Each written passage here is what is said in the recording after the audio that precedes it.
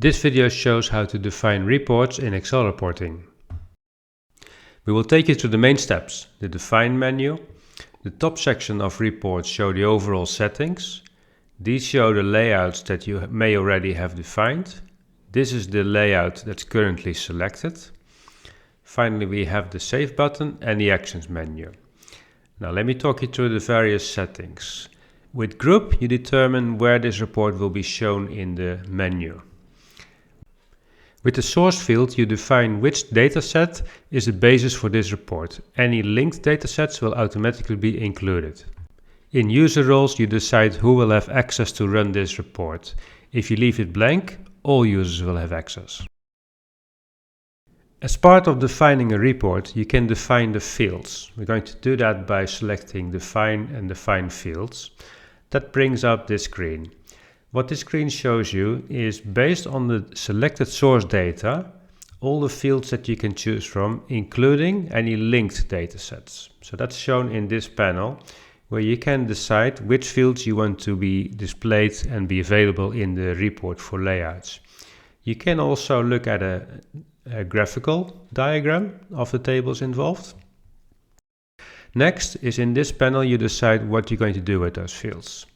This shows which fields are coming from which datasets. You can change the name of a particular field to anything you want. You can choose the format. You can choose how you want to convert the data and how you want to select the data. Now, we've got separate videos on how you do that, but just a quick example. Converting the data means that you can do calculations or conversions to the data. You could simply, for example, divide this amount by 1,000.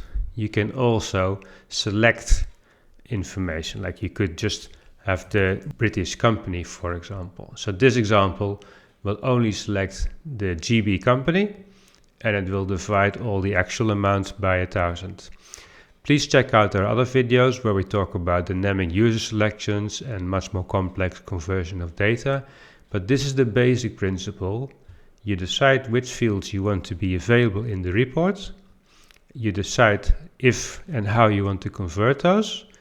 And you can decide if and how you want to select data, either with fixed, predefined values, or allow the user to select something whenever they run the report. When defining reports, you can click on Define and then Add or Edit to create new layouts. You'll see a list of all fields that exist in the report, and you can simply drag and drop them into the right place, across rows, across columns, as filters at the top of the report, or the values. You are not limited to just numerical reports. You can choose from over 30 different types of visuals: charts, column charts, line charts, different type of reports. Same thing, actions, layout. Drag the fields into the right place and choose what type of layout and chart you want to see.